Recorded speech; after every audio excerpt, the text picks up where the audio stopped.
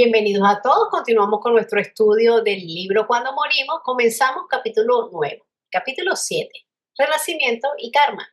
Hay una beatitud y un poder más allá de nosotros mismos, que viene en ayuda de aquellos preparados para recibirlo.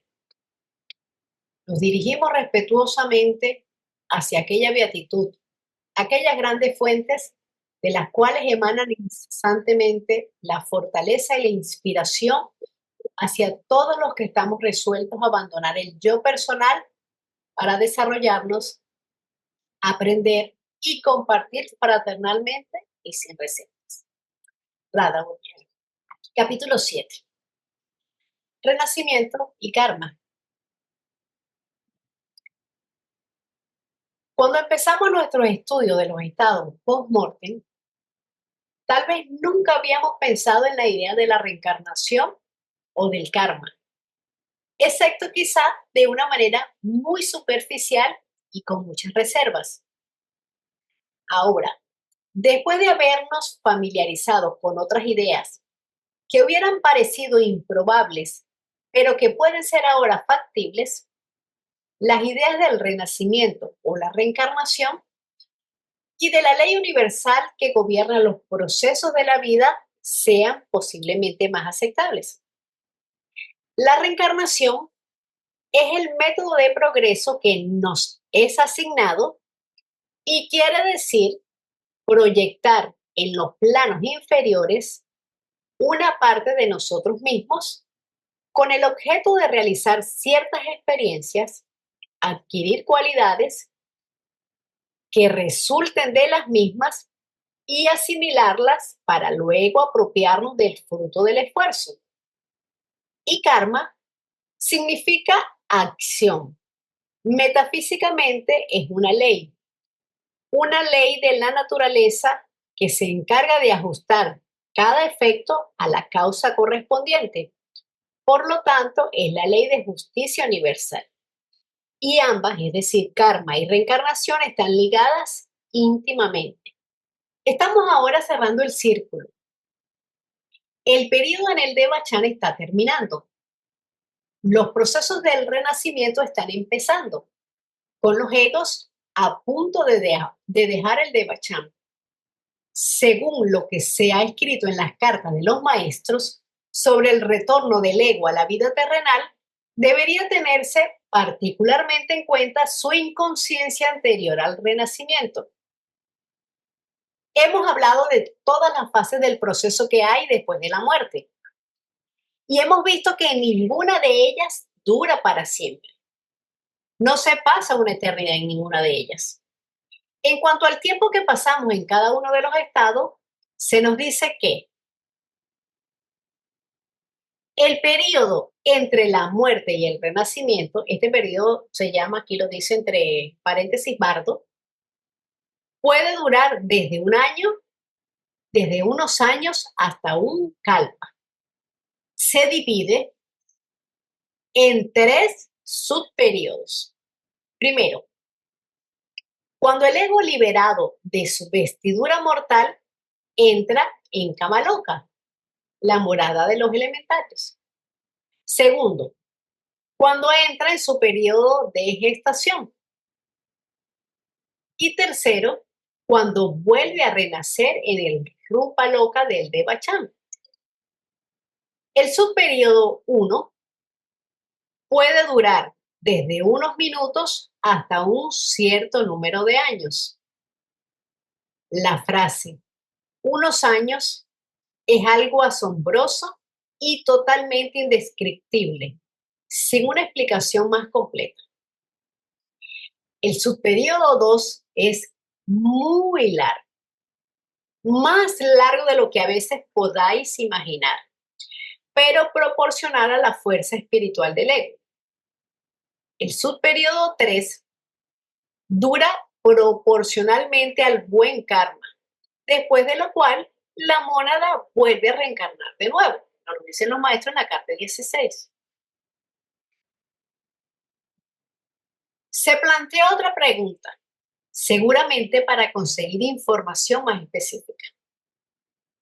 Este estado de beatitud espiritual es decir, el Devachan, dura años, décadas, siglos. La respuesta. Dura años, décadas, siglos y muchas veces milenios multiplicados por algo más. Todo depende de la duración del karma.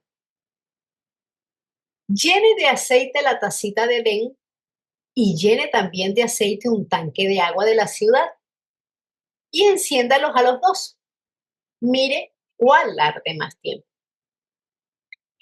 El ego es la mecha y el karma el aceite. La diferencia en cantidad del último entre la taza y el depósito les sugerirá la gran diferencia en la duración de los distintos karmas. Cada efecto tiene que ser proporcional a la causa.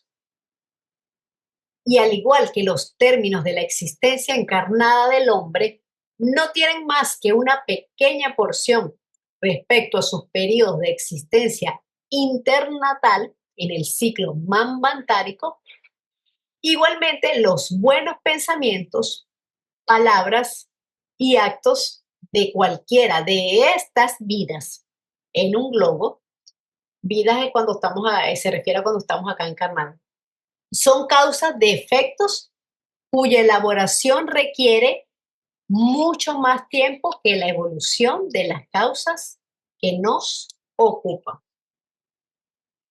El texto nos está diciendo de manera resumida todos los procesos o pasos que ya estudiamos y la duración de todo el proceso es individual para cada ego y es regido también, como nos dice el texto, por el karma. La duración en Kama Loka, como en el Devachan, va a depender del nivel de desarrollo espiritual y de las acciones realizadas durante la vida física pasada. Podemos ver las duraciones de estas energías como análogas a la existencia física. Empezamos con mucha intensidad al principio del periodo, que podríamos compararlo con la infancia. Pasa luego la edad madura y va disminuyendo la energía desde la vejez hasta la muerte. En el Devachan serían las primeras manifestaciones de la vida mental, después también la madurez de la misma, por el agotamiento gradual de la fuerza, o sea, del karma que nos mantiene ahí. Y luego viene una semi-inconsciencia para luego venir un olvido total.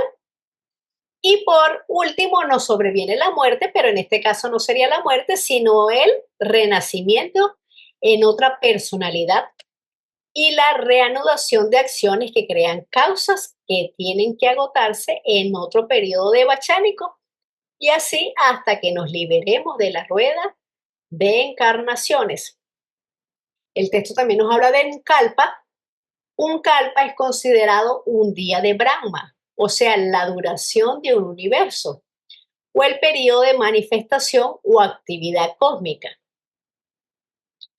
Cada kalpa está dividido en 14 manvántaras y cada manvántara está precedido por un manú, ¿verdad? Porque manvántara quiere decir literalmente periodo entre dos manú y es un ciclo planetario de existencia correspondiente a un manú y durante el cual existe una humanidad de cierto tiempo. Entonces, por aquí no anoté ni siquiera las cifras porque son cifras astronómicas. Después de ver que ninguna de las fases de nuestros estados post-mortem dura para siempre, podemos examinar lo que ocurre al final de ellas. El cuerpo físico se descarta quemándolo, enterrándolo o en algunos países dándoselo a los buitres. El doble astral se desintegra junto con él. Y finalmente los constituyentes de nuestra alma mortal se dispersan también. Entonces, HPV nos dice en la doctrina secreta, en el tomo 1, que los estados inmediatamente posteriores a la muerte física están divididas en 3 etapas y cada una de estas etapas tiene una correspondencia con los principios del ser humano. La primera etapa, que es cuando habla aquí del cuerpo físico, ¿verdad? Entonces se refiere al plano físico, la tierra, para el hombre físico y se refiere a los principios inferiores o a la tríada inferior. El cuerpo físico, ¿verdad? Va a la naturaleza, a la tierra. El doble astral va a Cacha, bueno, la mayoría de nosotros a la luz astral, que es la parte baja de la Cacha. Y el tercero, Prana, va a Jiva o a Fojata, esa vitalidad o esa energía universal. La segunda etapa, ¿verdad? Que es donde habla aquí de nuestra alma mortal, se da en el plano astral, ¿verdad? En Kama Loka. Se refiere al principio Kama y la parte inferior del alma. Este es el alma mortal, ¿verdad? Entonces, el Kama, cuando se desintegra, ya va a la Shakti universal, o esa fuerza creadora universal, ¿verdad? La fuerza de, de deseo, pero de deseo positivo, de deseo en su más alto nivel. Y es lo que dice que se dispersa, o sea que cada uno vuelve a su origen. Y la tercera parte, pues ya se da en el plano mental, en los diferentes subestados según la preparación que haya tenido cada uno, según sus causas, según su karma, y se refiere solamente a la tríada superior. Entonces, ninguno de estos, sin embargo, desaparece sin rastro. Ahora, todos estos, ¿a qué es lo que estamos refiriéndonos anteriormente? Al cuaternario inferior, ¿verdad? Que es lo que es perecedero y es lo que se lo desecha, lo que no se mantiene. Entonces, ninguno de estos, sin embargo, desaparece sin dejar rastro. Cada uno de ellos deja un residuo detrás en los mundos internos.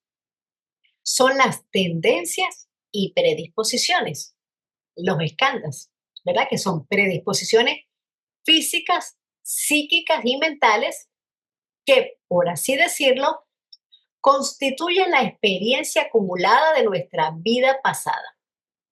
El balance del libro de contabilidad de esa vida y se recuperan en la siguiente encarnación. El hombre nuevo estará condicionado por estos residuos resultado de vidas anteriores.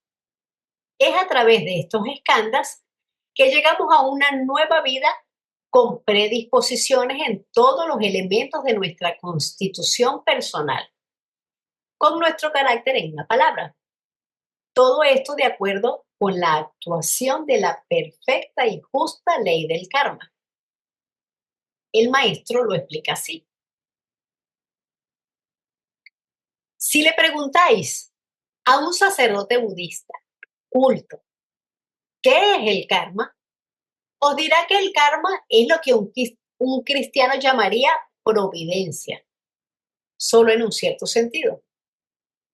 Y un maometano, kismet, hado o destino, también en un sentido. Es ese principio central que enseña que en cuanto cualquier ser consciente o senciente, ya sea hombre, deva o animal, muere, se produce un nuevo ser y este reaparece en otro nacimiento, en el mismo planeta o en otro, bajo las condiciones de elaboración propia o de su antecedente.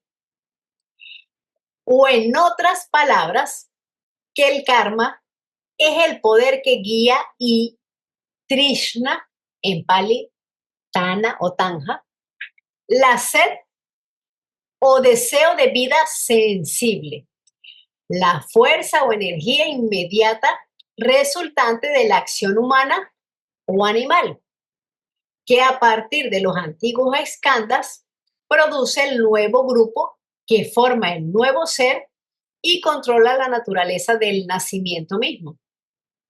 O bien, para aclararlo todavía más, el nuevo ser es recompensado y castigado por los actos meritorios y las malas acciones de bien.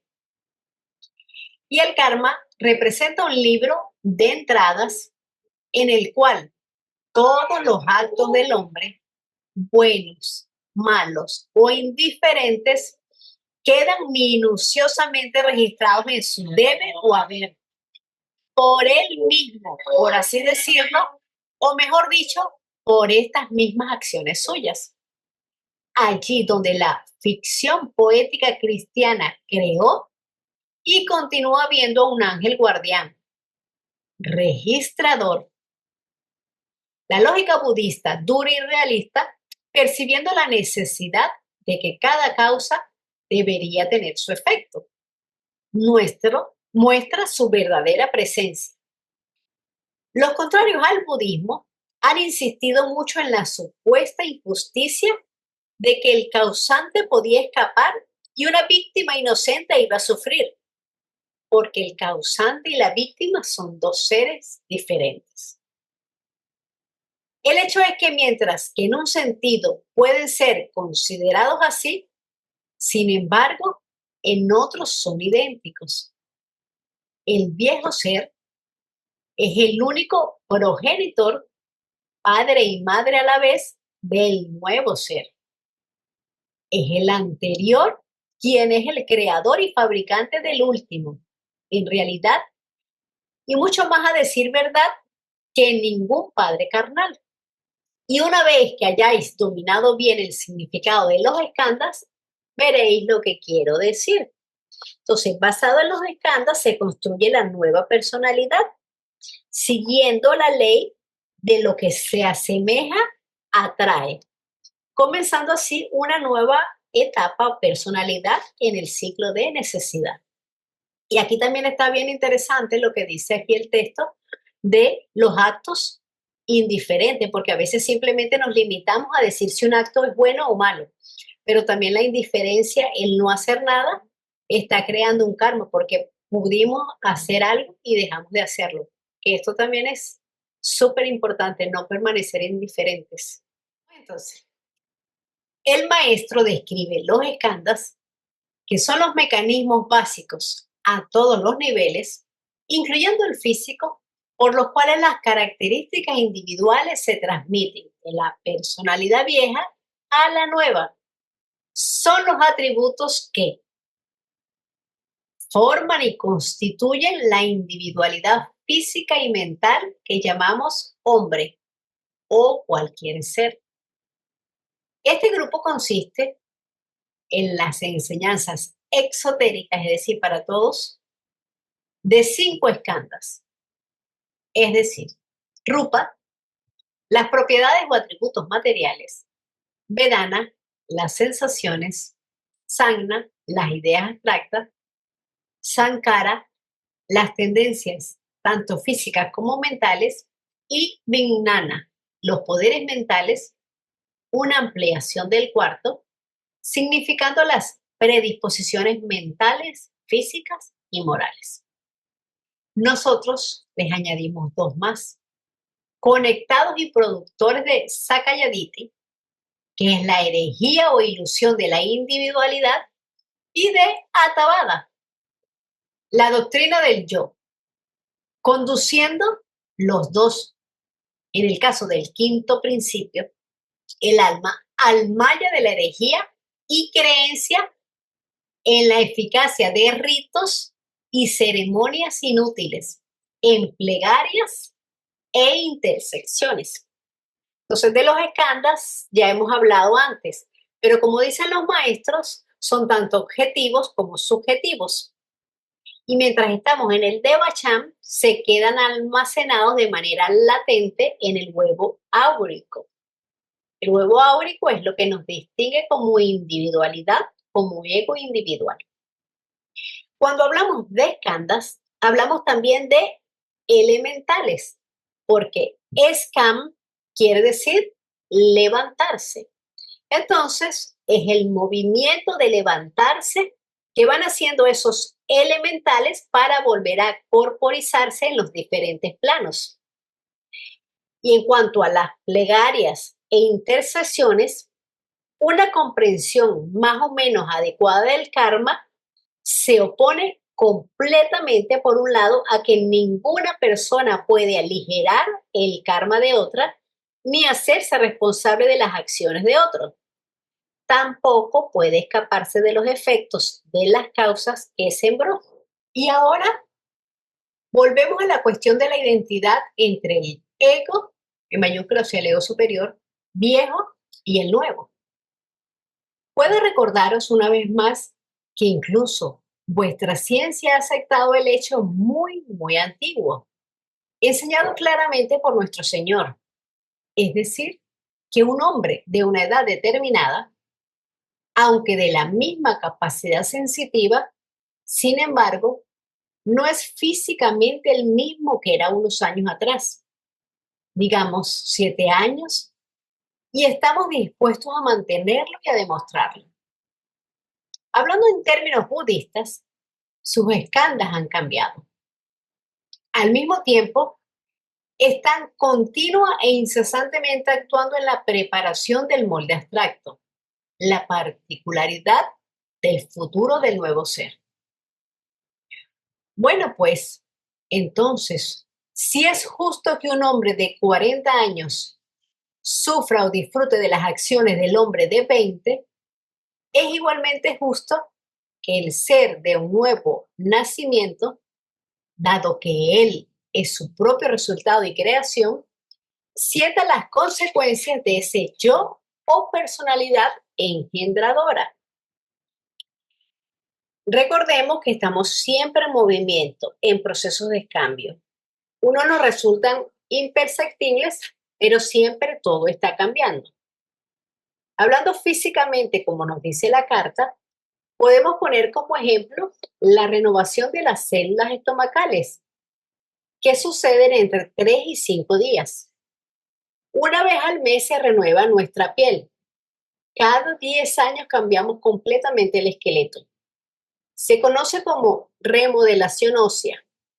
Sucede para reparar microdaños y regular el equilibrio de minerales en el cuerpo.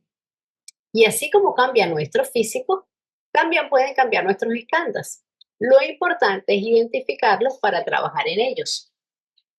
Este es un pasaje muy importante porque, dicho de otro modo, significa que durante cada momento de nuestra vida terrena actual, estamos construyendo lo que seremos en la próxima vida terrena. También significa que, además de castigar al culpable, el karma se venga y compensa al inocente.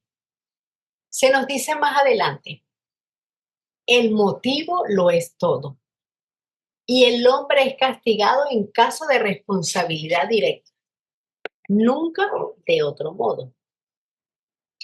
Karma es un reparador seguro de la injusticia humana y de todas las demás faltas de la naturaleza, y corrige los errores con estricta justicia.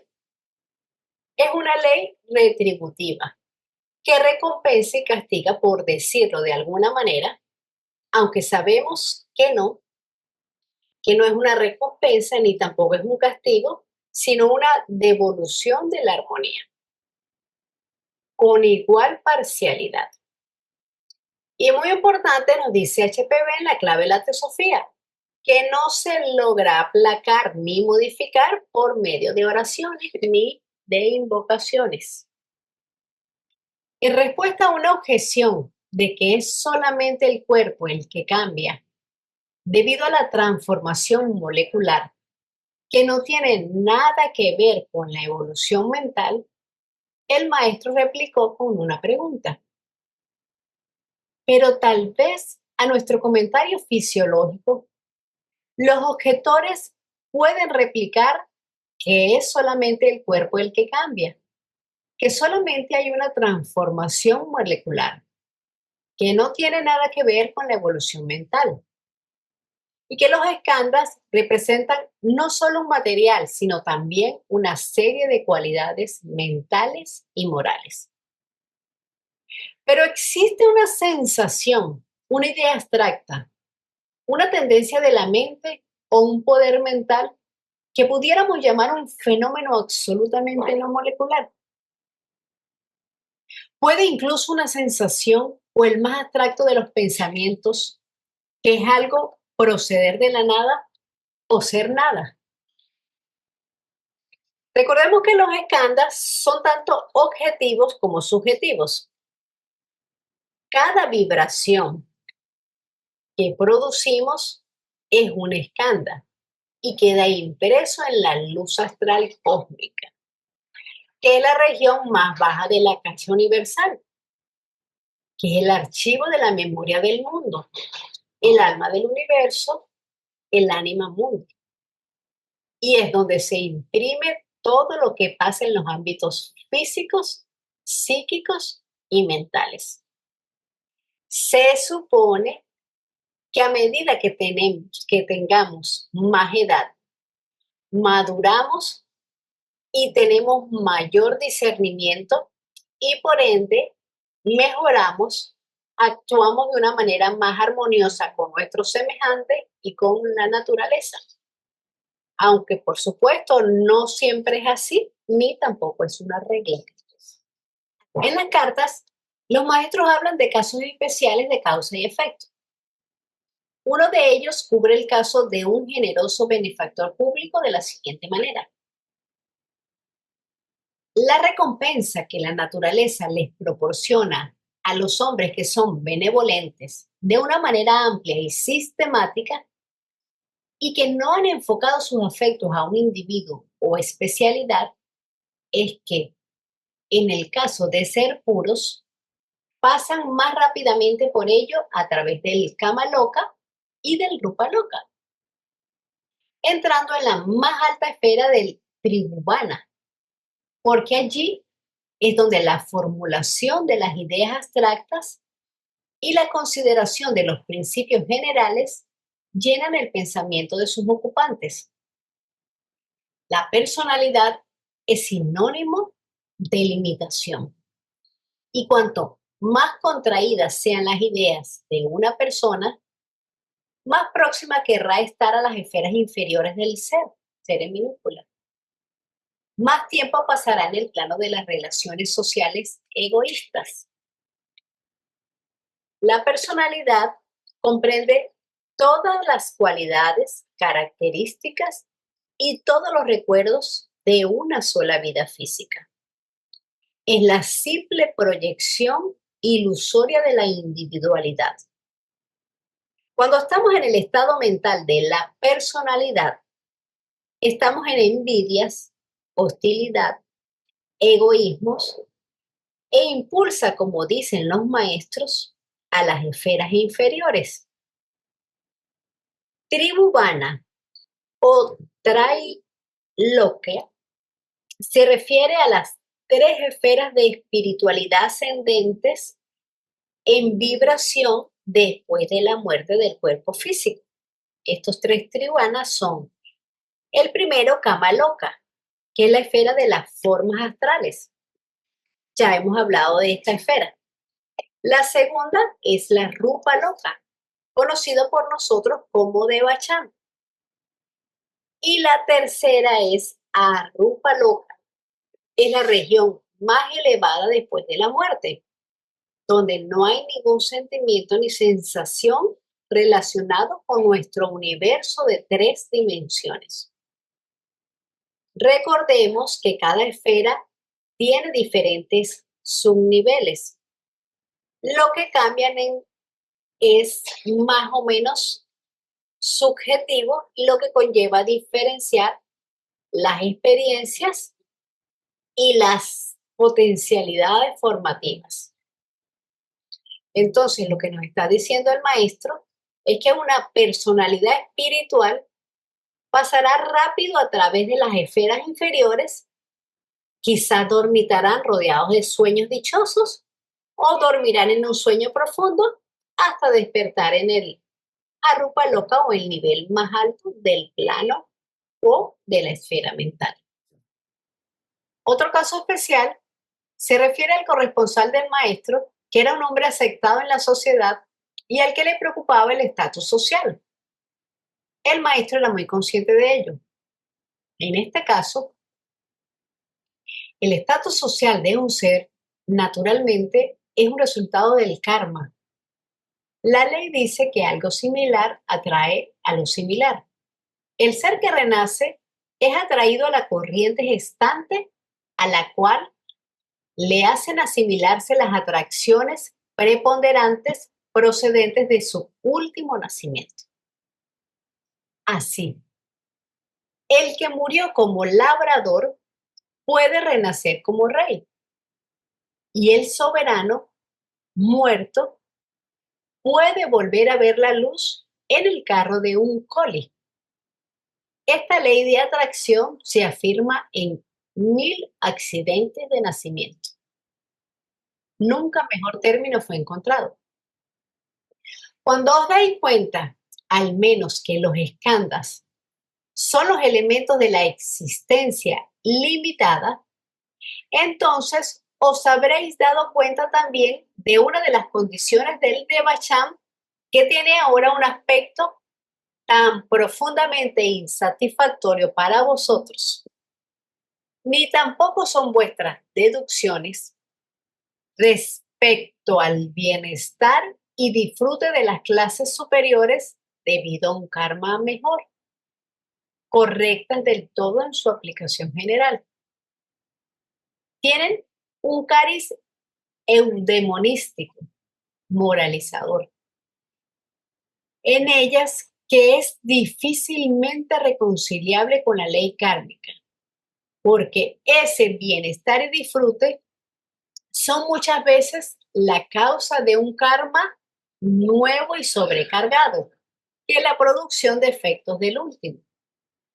Incluso como regla general, la pobreza y la condición humilde en la vida son menos causa de pesares que la riqueza y un alto nacimiento. A la luz de la frase, lo semejante atrae a lo semejante, podría plantearse una pregunta del por qué un rey podría volver a nacer como un labriego, o sea, una persona de baja cuna. Obviamente, la afinidad efectiva sería de carácter, de naturaleza interna, no de circunstancias físicas.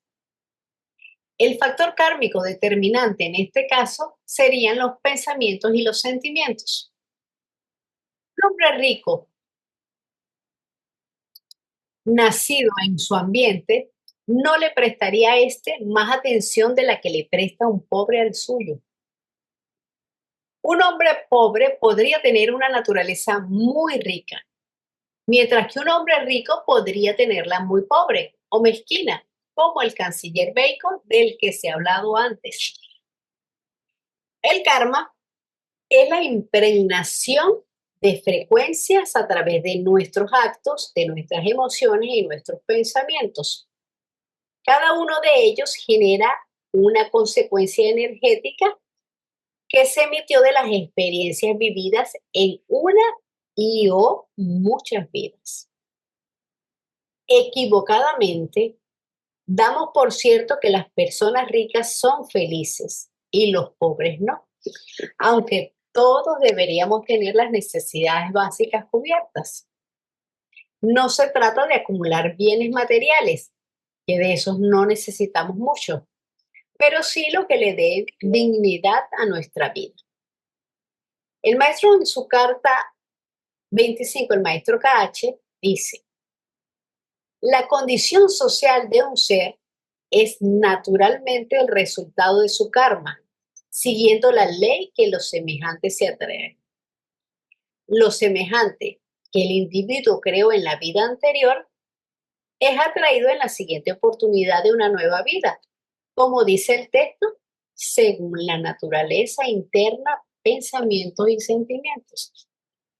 En respuesta a otra pregunta, el maestro replicó, ¿qué tiene que ver el número de encarnaciones con la astucia, la inteligencia o la estupidez de un individuo?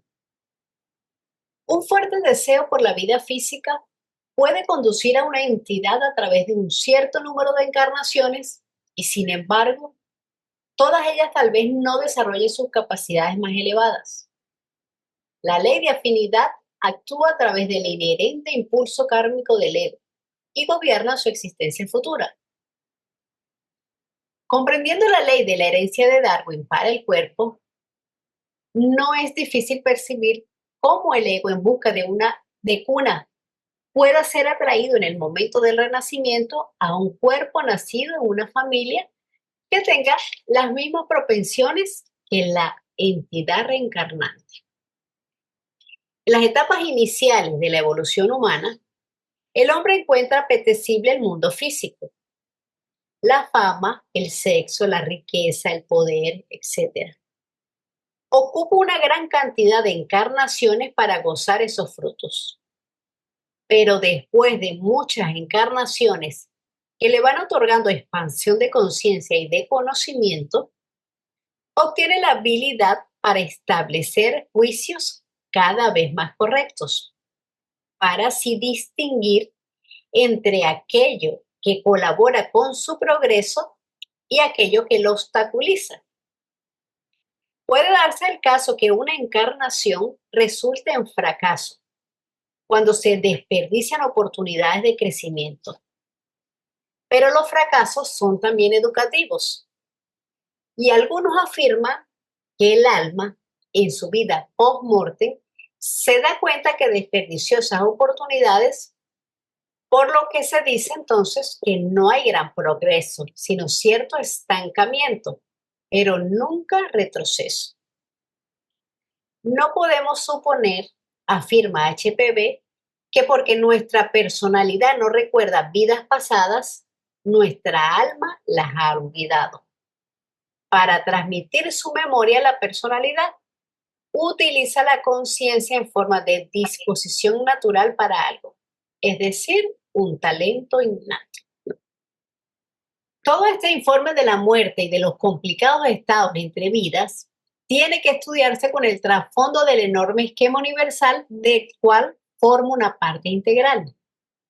Los procesos post-mortem de los seres humanos están reflejados en el gran proceso cósmico de la vida mayúscula, o sea, la vida una, con sus eternas idas y venidas de los seres vivos y sus propios periodos de descanso y actividad.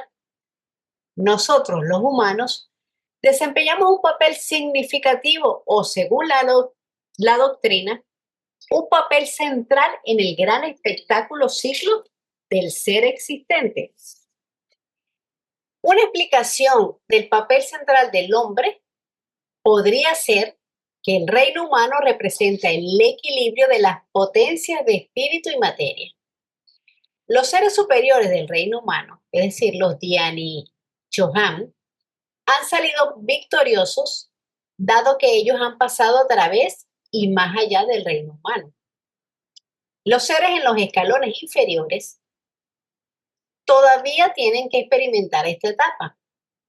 Además, el proceso evolutivo basado en la experiencia colectiva de una infinidad de cosas vivas desde el principio de todos los tiempos tiene como resultado el desarrollo ordenado, la expansión y el crecimiento de todos. Es nuestro destino futuro alcanzar la iluminación. Y de ahí en adelante es nuestro turno de informar, inspirar y guiar a las entidades menos evolucionadas en futuros manvántaras, tal como hemos sido informados, inspirados y guiados por los maestros de la sabiduría. En general, pues hemos demostrado que el karma es la ley omniabarcante de la acción cósmica y bajo ella, como la ley de causa y efecto, todo colectiva e individualmente y todo lo que hacemos y todo lo que nos ocurre aquí y siempre está dentro de sus límites. El karma es la forma, medio y método por el cual el universo mantiene su balance, su armonía y el equilibrio. El proceso es más bien educativo que retributivo y debe considerarse crucial para la vida espiritual del individuo. El karma individual, como lo dice el nombre, es el particular, el de cada persona. El colectivo es el que afecta a una colectividad humana, llámese familia, pueblo, nación o la misma humanidad entera. Es el resultado de la fuerza en mutua relación de los individuos que componen la colectividad y todos ellos son conducidos siguiendo la dirección de dicha fuerza. Más adelante, en la serie de cartas, Hay una que extiende nuestras ideas sobre el karma y su aplicación a nuestro ego. Reencarnante. Su karma acumulado, o más bien el balance obtenido de él, queda almacenado en la envoltura áurica. Es esto lo que forma los skandhas de la siguiente personalidad. Estos skandhas, como hemos visto, determinan nuestras propensiones mentales y morales. Los skandhas, sin embargo, son elaborados por los esfuerzos, hábitos, necesidades, fuerzas, debilidades y cosas por el estilo de las personalidades durante la vida. Son los progenitores, padre y madre de la vida siguiente de un modo más real que los padres físicos. Recordemos que karma es la ley de justicia universal. Desde que el hombre tiene mente, que le fue dada a mediados de la tercera raza raíz en la Lemuria, tiene la capacidad de discernir o el libre albedrío. Y de ahí las responsabilidades, lo que le crea karma resultante de la acción moral o el efecto moral de un acto sometido para el logro de algo que satisfaga un deseo personal. Entonces, hay varias divisiones del karma establecidas, ¿verdad? Hay karmas individuales, hay karmas colectivos, karmas positivos o de mérito y karmas negativos de mérito, karma masculino, femenino, etcétera. Pero la más importante y especial clasificación, la que nos atañe ahorita, es estos tres tipos de karma, ¿verdad? Que son los que más nos interesan, ¿verdad? El karma acumulado o latente, el karma activo, maduro o vencido, y el tercero es el karma nuevo o en formación.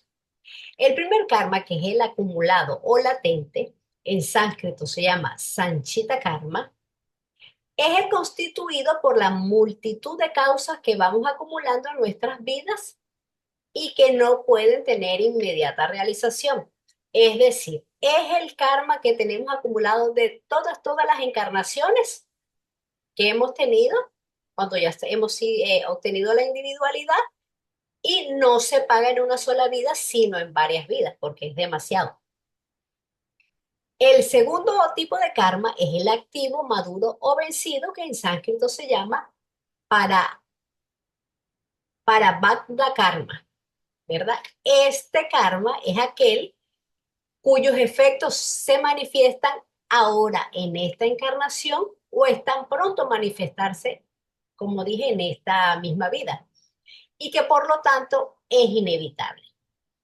Es el que se va a pagar en esta encarnación que es sacado del primero, o sea, del karma acumulado en las vidas anteriores, o sea, del Sanchita Karma.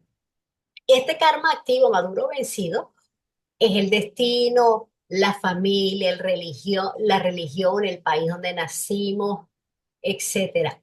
Todo lo que necesitamos vivir. Incluye también el Dharma o aquello que no cumplimos también en las encarnaciones pasadas. Es el asignado y constituye nuestro carácter y las circunstancias que nos rodean en el presente. Aquí, en este karma activo maduro, se encuentran sucesos que son inevitables que sucedan.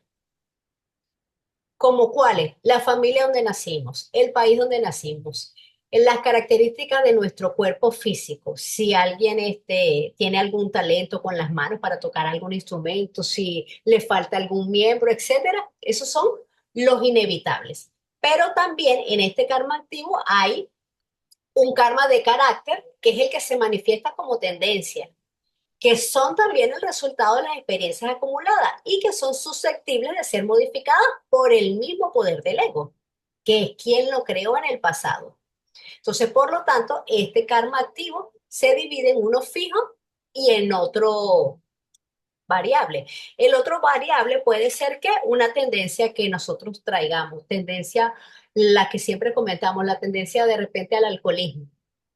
Puede o no caer en el alcoholismo. Es una tendencia que trae, pero es variable. Trae la tendencia, pero lo puedes modificar. Identificamos primero esas tendencias que traemos y las podemos modificar. Hay otro que no, que invariablemente va a suceder, sí porque sí. Y el tercer tipo de karma, que es el nuevo o en formación, que en sánscrito se llama Kriyamana Karma, es el que estamos creando actualmente en esta encarnación con nuestras diversas actividades. Es donde aquí realmente en este tercer karma es donde tenemos el libre albedrío a su 100%. ¿Por qué? Porque ahí es donde nosotros decidimos. Recordemos que como seres humanos actuamos en tres planos, ¿verdad? Y en cada uno de ellos generamos causas para el karma no solamente individual, sino también para el karma colectivo. Como actuamos también para el karma colectivo, pues de ahí también se deshilan como tres hilos o leyes subsidiarias del karma que modelan también nuestro destino. Esta, estas leyes subsidiarias del karma, ¿verdad? Según el plano donde estamos actuando, cambió la lámina, ¿verdad? Okay. Entonces, estas leyes subsidiarias son tres, ¿verdad? El pensamiento, que actúa en el plano y en el principio manásico, crea el carácter. ¿Qué es el carácter? Las cualidades morales y mentales del hombre. Cuando la mente emite un pensamiento, emite una vibración. Si esta vibración o pensamiento es constante, forma un hábito. Los hábitos forman nuestro carácter y nuestro carácter a su vez forma nuestro destino. La segunda ley subsidiaria es el deseo, ¿verdad? Que se manifiesta en el plano astral y en el principio cámico. Este crea las oportunidades y circunstancias. Creamos un imán y atraemos lo que deseamos. El deseo como el pensamiento son energía, también vibra. Y lo que está en sintonía será atraído. Lo que no, pues se repele. Y la tercera y última ley subsidiaria es la acción, que está en el plano y en el principio físico. Aquí creamos las condiciones ambientales. Nuestras acciones son el resultado directo de nuestros deseos y pensamientos, ¿verdad? Porque esta acción va a ser guiada por las dos anteriores, por ese deseo y por ese pensamiento. Recordemos que el karma trasciende los ciclos, no se elimina en una sola vida. Siempre se nos da el que somos capaces de soportar. Además, el karma es lo que nos asigna el tiempo o duración de la encarnación. Recordemos que el karma es una ley absoluta y eterna en el mundo de la manifestación. Como solo puede haber un absoluto como una sola causa eterna, siempre presente, pues los creyentes en el karma no pueden ser considerados como ateos o materialistas, y menos aún como fatalistas, puesto que el karma es uno con lo incognoscible, de lo cual es un aspecto en sus efectos en el mundo fenomenal. Esto nos lo dice la doctrina secreta en el tomo 2. Aunque los procesos después de la muerte alcanzan un clímax en el Devachan o en el Avicii, ese no es el fin del periodo entre las vidas. Cuando la estancia en el Devachan ha finalizado, la inconsciencia va envolviendo gradualmente al ego, algo semejante al debilitamiento de la ancianidad, y empiezan los procesos del renacimiento. Estos son complejos. Finalmente, se agotan las causas que llevaron al ego al Devachan. Se han asimilado las experiencias adquiridas y empieza a sentir de nuevo la sed de vida material, de experimentar a través de los sentidos, lo cual solo puede realizarse en el plano físico. Primero, el proceso de aceleración empieza cuando los residuos kármicos de la vida pasada han quedado agotados por el ego eterno. La mónada más los aspectos superiores o espirituales de Manas, que revivifica el huevo áurico durmiente durante el periodo entre vidas, el contenedor de los escandas. Estos escandas son elementarios condicionados por vidas anteriores, de átomos de vida dispuesto para despertarse y ponerse en actividad, ¿verdad? Recordemos que el huevo áurico es una especie de aura magnética en la cual está envuelto cada hombre. Es lo que señala como distinto en relación con los otros hombres o individuos. El huevo áurico incluye la personalidad y la individualidad. Como refleja y guarda cada pensamiento, palabra, emoción y acción, pues es el conservador del karma individual. Además, almacena todos los poderes, todas las potencialidades, todo lo bueno y todo lo malo. El huevo áurico contiene y está relacionado directamente tanto con el hombre divino como con el físico. En su esencia es eterno, en sus correlaciones constantes.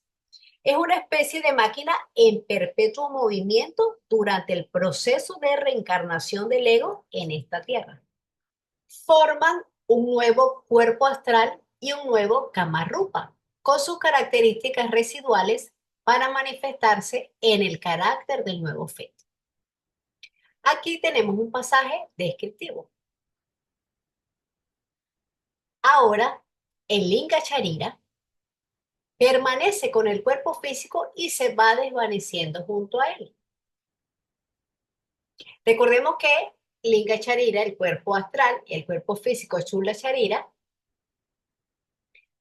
se desintegran al momento de la muerte del cuerpo físico. Mientras se desintegra el cadáver, se va desintegrando también Linga Charira. Por eso es las recomendaciones de la cremación en lugar del enterramiento para que esos átomos vuelvan a la naturaleza y a su origen. Y no sea un proceso lento y gradual y aparte poco sanitario. Entonces, como pertenece al cuaternario inferior, pues es desechable, si me fue la palabra. Es impermanente, no iba a decir, es impermanente. Entonces, tiene que crearse una entidad astral. Se proporciona un nuevo Linga Charira para convertirse en el portador de todos los Tangnas pasados y del futuro karma.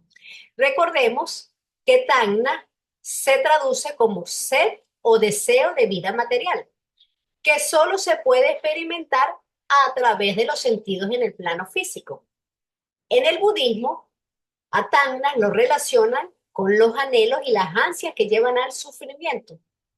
Por eso lo ven como el principal obstáculo para la iluminación, porque genera apego a lo efímero y crea el ciclo de sufrimiento. Tangna es esa fuerza atrayente o magnética que reside en los escandas inherentes a cada ser que están sostenidos en el huevo áurico. ¿Cómo se lleva esto a cabo? El espectro medium místico, el ángel partido, se desvanece y desaparece también a su vez como una entidad o imagen completa de la personalidad que existió y deja en el mundo de efectos del Kamaloka solamente los recuerdos de sus malas acciones y pensamientos y actos pecaminosos, conocido en la fraseología de los ocultistas, en mayúscula, o sea, los adeptos, como elementales tánicos o humanos.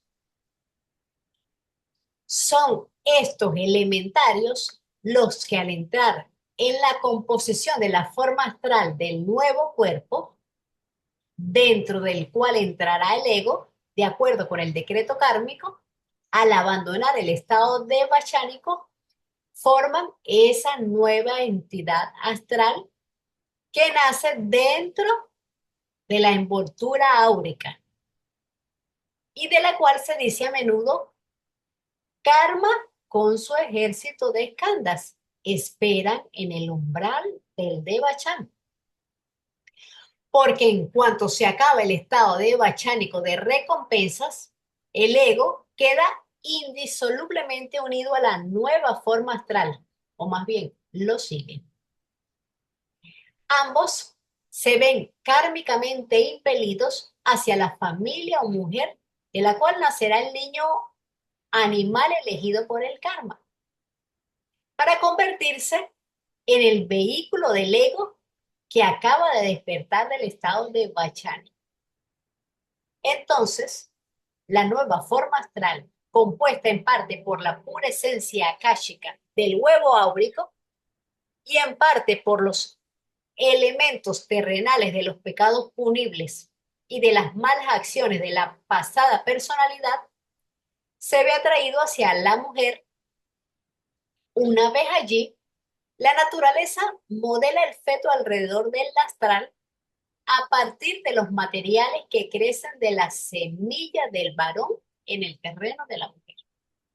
Así, se desarrolla a partir de la esencia de una semilla decadente el fruto o eidolón de la semilla muerta. El fruto físico que produce a su vez a otros y otras semillas para futuras plantas. Entonces, esto es más o menos lo que estábamos hablando hace ratito, de elementarios, lo que se adhieren al huevo áurico y todo lo que estábamos hablando ahorita. Entonces, al salir el ego del Devachan, atrae hacia sí por afinidad magnética, regulado por el karma y los skandhas, los materiales necesarios para la formación de los nuevos vehículos del cuaternario inferior para la encarnación inmediata. La calidad de estos materiales que se usen para crear a los vehículos dependerá de ese karma y de esos escándalos. La idea es irnos purificando para hacer de estos vehículos lo más y más refinados para que dejen de vibrar a baja escala y no contesten a impulsos inferiores, para que solo vibren notas altas. En la nueva personalidad es incorporada a su nueva estructura varios aspectos de su vida anterior, los cuales modificarán sus nuevos principios o vehículos, los del cuaternario. Esas tendencias o escándalos desarrolladas en vidas anteriores en forma de energía no desaparecen, se adhieren a la nueva personalidad. De acuerdo con esto, entonces, no solamente queda totalmente determinado por sus vidas pasadas el modelo del futuro y nuevo ser humano y quién va a ser su madre, sino que también el ambiente mismo y probablemente las circunstancias de la crianza en sus aspectos más importantes son decididos por el karma y son, según la ley, perfectamente apropiados. El ego no escoge a ninguno de ellos, pero sí que tiene un esquema vago de la vida que él espera. Ya hemos visto que las circunstancias de la próxima encarnación está regida por el karma, que tiende a ubicar al ego encarnante no solo en las circunstancias que favorezcan el desarrollo de cualidades de las cuales carece y en las cuales tenga oportunidades de aprender nuevas lecciones, sino que también lo pondrá con egos con quienes mantiene una relación kármica. Lo reunirá con todos aquellos otros egos que hayan sufrido directa o indirectamente por su culpa o responsabilidad de la personalidad pasada. También recordemos que el amor es mortal y el karma antes o después hará que todos los que se aman con un afecto espiritual que es semejante, pues encarnarán de nuevo en la misma familia, ya que el amor tiene su raíz en la eternidad y aquellos hacia quienes nos sentimos fuertemente atraídos son egos que hemos amado en vidas terrestres pasadas. Así que al volver a la tierra, esos lazos de amor nos vuelven a reunir y aumentará la fuerza y la hermosura de la unión. Tenemos esos lazos kármicos de amor y de unión. Igual que el hombre en el momento de la muerte tiene una visión retrospectiva de la vida que ha llevado, también en el momento de volver a nacer en la tierra, el ego superior, Manas, despertando del estado del Devacham, tiene una división prospectiva de la vida que le aguarda y se da cuenta de todas las causas que le han conducido a ella. Se da cuenta de ellas y ve el futuro, porque es entre el Devacham y el renacimiento que el ego superior recupera su plena conciencia manásica y se reconvierte durante un corto tiempo en el Dios que había sido antes que, en alianza con la ley kármica, descendiera por primera vez a la materia, encarnándose en el primer hombre de carne. El hilo de oro ve todas sus perlas sin perderse ninguna. Así, el ciclo se completa desde la muerte al renacimiento. Desde la repentina aparición de la inconsciencia en el momento de la muerte, a través de una posible serie de sueños camalóquicos, hasta una abundancia realmente prolongada de sueños benditos en el Devacham. Pasamos otra vez a la inconsciencia antes de la aurora de una nueva vida en la que despertamos como niños a todo aquello que nuestra nueva vida nos tiene previsto. Empezamos con un cierto conocimiento inicial conseguido en vidas pasadas, pero también con ciertos obstáculos, las limitaciones kármicas. Sin embargo, ahora tenemos otra oportunidad de superarlos. Este libro puede habernos dado algunas indicaciones de cómo conseguirlo. Así como vemos una película al desencarnar, desde ese momento al principio de esa vida, o sea, desde el final al principio, al momento de reencarnar, también vemos una película de lo que le aguarda en esa vida, pero esta vez desde el principio hacia el final, con todas las causas que le llevan a esa circunstancia. Cada alma viene a este mundo fortalecida por sus victorias o debilitada por sus derrotas de vidas anteriores. En conclusión, karma y reencarnación están vinculados. Podemos ver al karma como responsabilidad y a la reencarnación como esperanza, porque su objetivo es capacitar al alma, progresar en conocimiento y bondad por las experiencias obtenidas en cada una de ellas. En algunas aprenderemos rápidamente y en otras deberemos repetir la lección en varias encarnaciones. El karma, bien entendido, guía y auxilia a aquellos que comprenden su verdad, elevando y mejorando su vida, porque no hay que olvidar que no solo nuestros actos, sino también nuestros pensamientos atraen las circunstancias que influyen en nosotros y en nuestros semejantes. Recordemos que también hay karma por omisión y ningún arrepentimiento, por grande y verdadero que sea, puede borrar los resultados de un crimen cometido o los efectos de un mal pensamiento. Lo que se hará es impedir que se vuelva a hacer. Tampoco puede ninguna persona aligerar el karma de otro, ni hacerse responsable de las acciones de otra persona. En general, son pocos los detalles que los no iniciados tenemos sobre el modo de operar de la ley kármica, pero sí sabemos que nuestro destino kármico depende de si nuestra mente gravita hacia lo inferior, es decir, a Kama, o hacia lo superior, a Buddhi. Los lipi K, de la palabra lipi, escrito, significan literalmente los escribas.